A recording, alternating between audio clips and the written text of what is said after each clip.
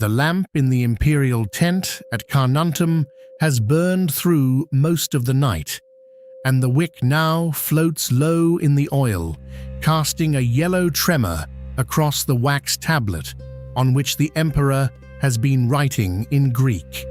He has been awake since the third watch, not from any disturbance in the camp, but because he has trained himself, for many years now, to begin the day by considering that it may be his last. Outside the tent flap, the legionaries are already stirring, and somewhere among them is a man who will be dead by evening, though neither he nor Marcus yet knows which man it will be. Marcus knows only that it will be someone. He knows it in the way a physician knows the body will fail, in the way a farmer knows the frost will come, in the way a soldier in his 58th year, on his third campaign against the Quadi and the Marcomanni, knows that the Danube does not care for the rank of those who drown in it. And so he writes, in the small, uncertain hand of a man who never intended these notes to be read by anyone. Think of yourself as already dead. You have lived your life. Now take what is left and live it properly. This is the practice we are here to consider, not the slogan that has come down to us, worn smooth by centuries of repetition, but the actual discipline that a Roman emperor performed each morning at dawn for the last decade of his life. The Latin formula Memento Mori, remember that you must die, was not for Marcus a decoration on a tomb, nor an aesthetic posture. It was a method. It was something one did deliberately before the day began, in order that the day might be received with the gravity proper to it. Let us reflect on what the principle actually says before we speak of what it has been made to mean. In the second book of the Meditations, in the translation of George Long, which has served English readers for more than a century, Marcus writes to himself, "Begin the morning by saying to thyself, I shall meet with the busybody, the ungrateful, arrogant, deceitful, envious, unsocial." The line is famous. What is less often noticed is what follows a few passages later in the same book, where he writes, "Though thou shouldst be going to live 3,000 years, and as many times 10,000 years, still remember that no man loses any other life than this which he now lives, nor lives any other than this which he now loses." The thought is doubled. It cuts both ways. The life you have is the only life you can lose, because it is the only life you have. And the life you have is, at any moment, the only life you can lose, because the past is already gone, and the future is not yet yours. This is not morbidity. Morbidity is the dwelling upon death as a kind of pleasure, or as a kind of paralysis, or as a sentimental shadow cast across the present in order to make it more dramatic. Marcus does none of these things. He does not luxuriate in the thought of his own ending. He does not allow it to dim his appetite for the business of governing, or for the affection of his daughters, or for the company of his Stoic teachers. What he does, rather, is far more austere. He uses the thought of death as a corrective lens brought to the eye each morning, through which the day's concerns are seen in their actual size. The wise man, the Stoics held, lives according to nature, and it is in the nature of a man that he will die. To live as though this were not so is to live in a fiction, and to live in a fiction is to live badly, because one's expectations will be wrong, one's grievances will be inflated, and one's gratitudes will be thin. The practice has three components, and we will name them now so that we can return to them. First, the discipline is morning discipline. Marcus does not wait for the funeral procession or the news of a friend's collapse to think about death. He arranges his thought before the day requires anything of him. Second, the discipline is personal. He applies it to himself, not to others. He does not contemplate the deaths of his enemies as a private pleasure. He contemplates his own. Third, the discipline is structural rather than emotional. Its purpose is to arrange his judgments correctly, not to provoke a feeling. The feeling, if it comes, is incidental. The arrangement is the point. Now let us consider where the man was when he wrote these things. Carnuntum sat on the southern bank of the Danube, near the modern border of Austria and Slovakia, and in the year 171 of our common era, it was the forward headquarters of the Roman northern frontier. Marcus had come to it from Rome, having been emperor for 10 years already, having buried by then a number of his own children, having survived a plague that had swept through the legions and the capital alike, killing what some sources suggest was a quarter of the population of certain cities. The plague, brought back by soldiers from the eastern campaigns of his co-emperor Lucius Verus, had also killed Verus himself. Marcus was now sole Augustus, and the Quadi and the Marcomanni had taken the moment of imperial weakness to cross the river in force. This was not the Marcus of the equestrian statue on the Capitoline. This was a thin man in his late 50s who had never wanted to be a soldier, who had been trained in rhetoric and philosophy, who suffered from a chest condition that may have been a chronic ulcer or some pulmonary affliction, and who took opium in small doses, according to his physician Galen, to manage the pain and to sleep. He was an emperor by adoption rather than by ambition, having been chosen by Antoninus Pius as a boy and shaped for the office over 2 decades. His teachers had been the leading Stoics of the age. He had read Epictetus, whose discourses had been written down by Arrian, and he refers to Epictetus repeatedly in the Meditations as one would refer to a master one had never met, but whom one carried within. At Carnuntum and later at Sirmium and at the field camps along the river, Marcus lived in the manner of his soldiers. He ate their food. He slept in a tent. He held morning councils with his officers and his secretaries, dictated correspondence to the provinces, received envoys from the German tribes, and presided over military tribunals. The campaign moved slowly. The terrain was difficult, the weather harsh in winter, and the marshlands fevered in summer, and the enemy did not stand for set battles but melted into the forests and reappeared behind the supply lines. It was during these years, between roughly 170 and his death in 180, that Marcus wrote the Greek text we now call the Meditations. The original title, Taes Hauton, means simply things to himself or to oneself. It was not a book. It was a private notebook, a series of philosophical exercises written intermittently over the campaign years, in which he reminded himself of what he had been taught and what he had failed to practice. The text shows the marks of its composition. Passages repeat. The tone shifts from address to argument, to lament, to instruction. He writes to no audience but himself, and he writes, therefore, without ornament. We must imagine the actual conditions: a small folding desk, a portable inkpot, papyrus or wax, the smell of horses and damp wool and wood smoke, the sound of the watch changing, the persistent awareness that beyond the palisade the tribes were watching the smoke of his fires and counting his cohorts.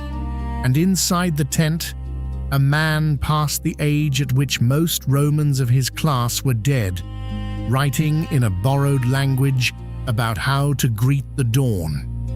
He had reason for his subject. Around him, men were dying steadily, not in the dramatic clashes of battle alone, but of dysentery, of fevers, of the recurring outbreaks of the plague that haunted the army through the whole period. The historian Cassius Dio reports that the losses were severe enough that Marcus had to recruit slaves and gladiators into the legions to maintain his strength. His secretaries fell ill. His friends fell ill. His daughter, Annia Galeria Aurelia Faustina, whom we know only by inscription, died in childhood.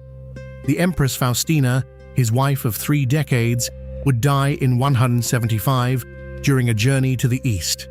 He was not a man who needed to be reminded that he must die.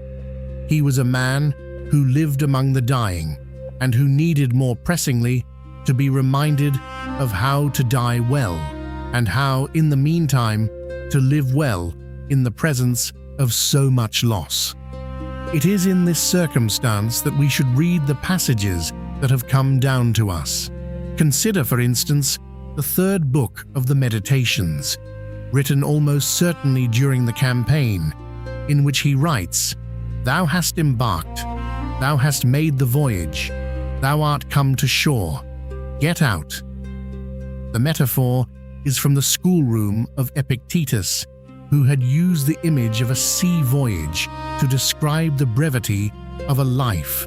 But the metaphor lands differently in the mouth of a man who has actually crossed seas, who has actually disembarked at provincial ports, who knows what it is to step from a ship onto a wharf and to find one's legs unsteady on the stone. "Get out," he tells himself. "The voyage is finished.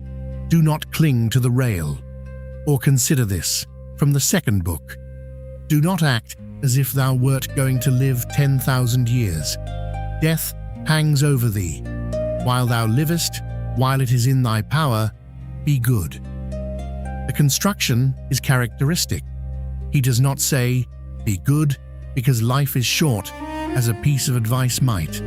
He says, "While it is in thy power." The condition is not that life is short.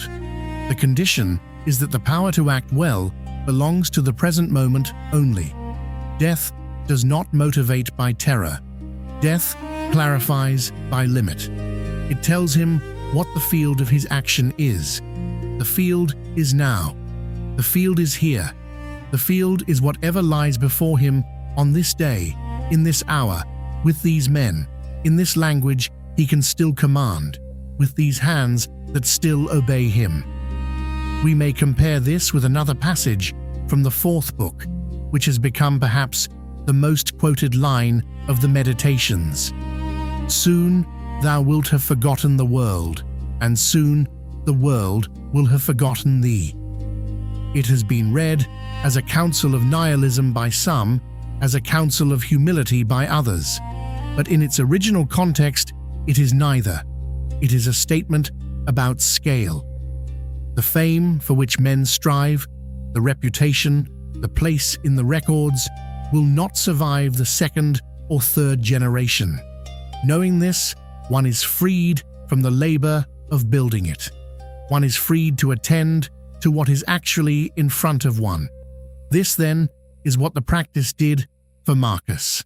It did not console him. The Meditations are not a consoling book. It did not exempt him from grief. He grieved openly in the text for his teachers, naming them in the 1st book one by one, recording what he had learned from each. It did not exempt him from duty. He continued to campaign, to administer, to judge, to write letters of state, until the illness took him at Vindobona in March of 180, in his 59th year. What the practice did was orient him. Each dawn, before the day's demands began, he reminded himself that the day was finite, that he himself was finite, and that the only question worth asking was what, within the finite portion granted to him, he was now to do.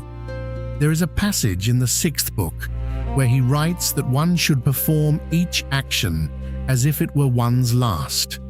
Long translates, "This is the chief thing. Do not be perturbed, for all things are according to the nature of the universal, and in a little time thou wilt be nobody and nowhere, like Hadrian and Augustus." Note the names. Hadrian had been the predecessor of his adoptive grandfather Antoninus.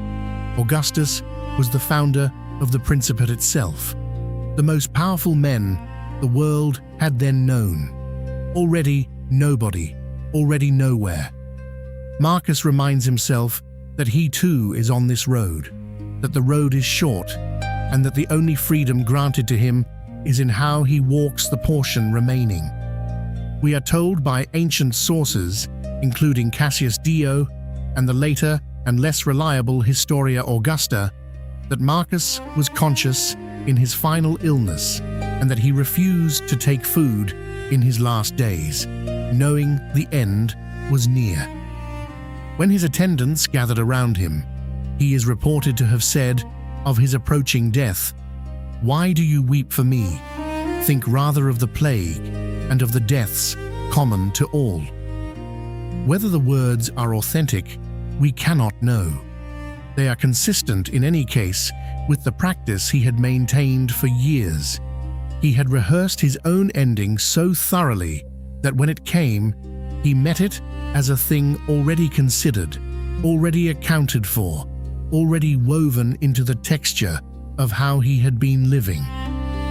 What is the structural lesson here, set apart from the biography and the circumstance? What is Marcus actually teaching? He is teaching first that the contemplation of death is a clarifying instrument and not a depressing one. The instrument works by adjusting one's relation to the scale of things. Most of what occupies us, most of the time, occupies us out of proportion to its actual significance.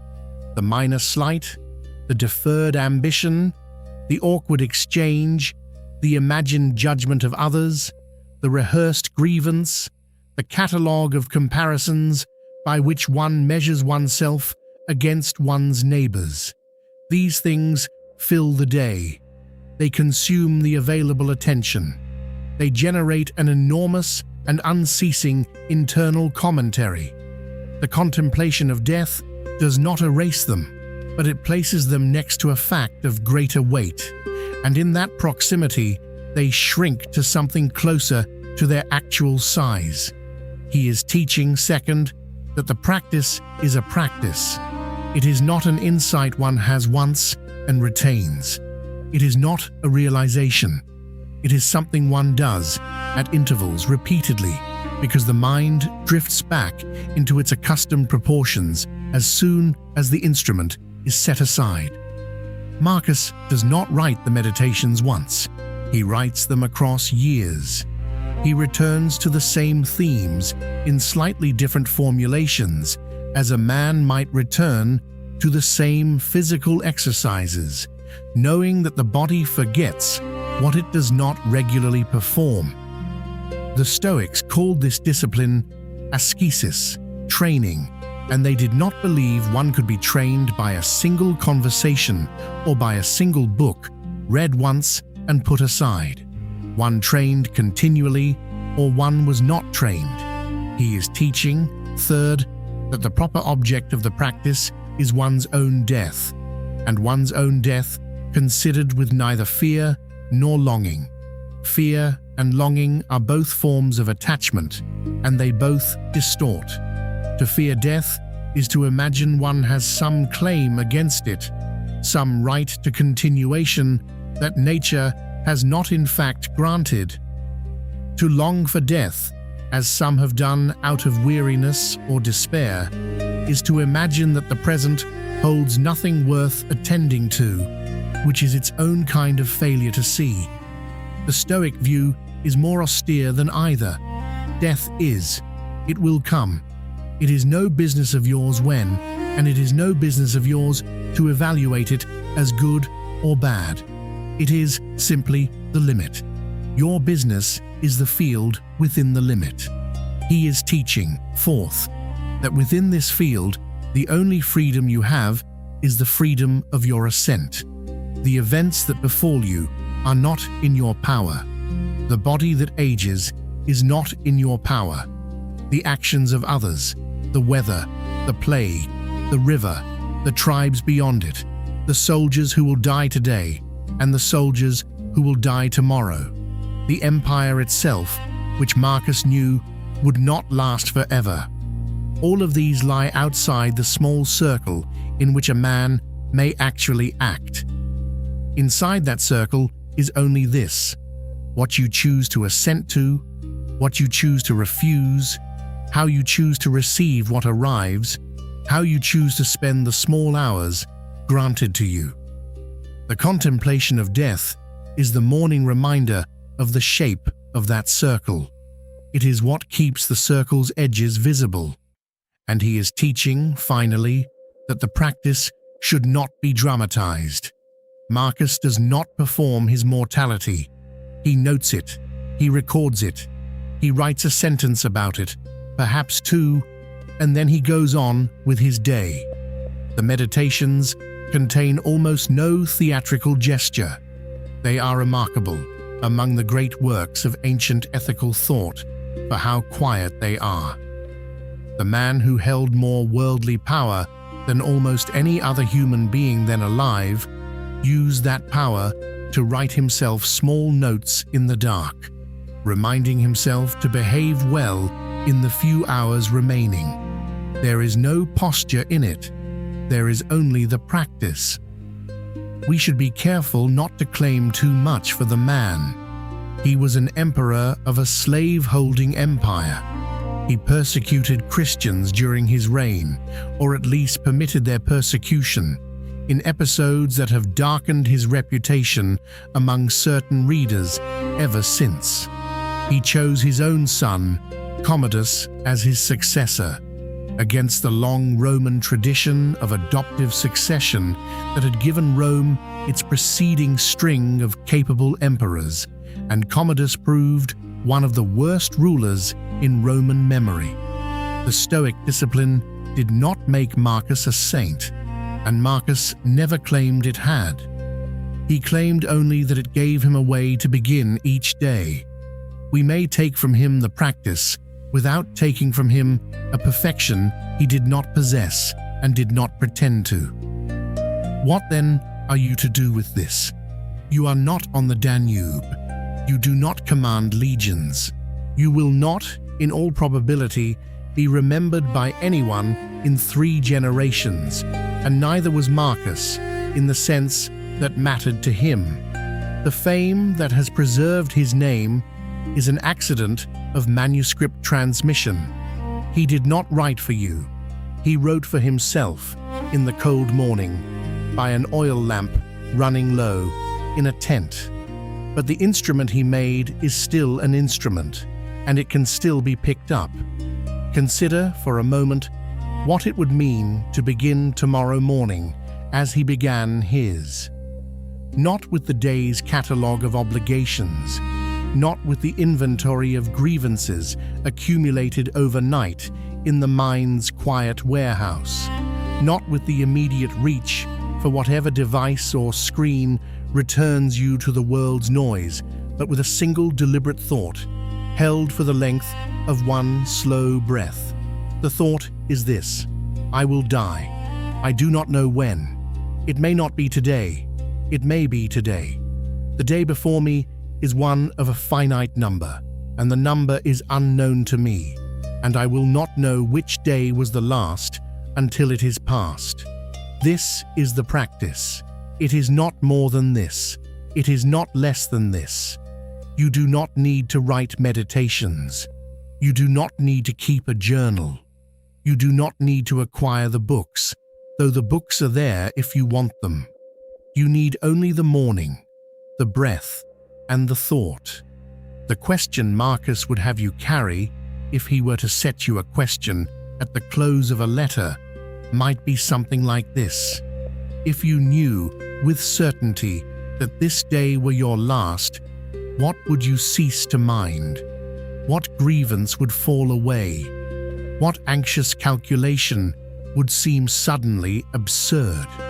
What kindness, what attention, what plain, unornamented act of good would you find yourself, almost without effort, performing? And then the harder question, which is the one Marcus is actually asking. Why, when you do not know whether this day is your last, do you not mind less and act better now? The lamp in the tent at Carnuntum has burned out. The emperor has set down his stylus. The watch has changed for the last time before dawn, and somewhere in the camp, the trumpet will sound, and the day will begin, and Marcus will go out to meet it, as a man goes out to meet what he has already considered. There will be councils, there will be dispatches, there will be the slow business of the empire. He will not write again until evening, and what he writes then will be brief, because he is tired, and because the practice does not require many words. You have your own dawn coming. Consider how you will meet it.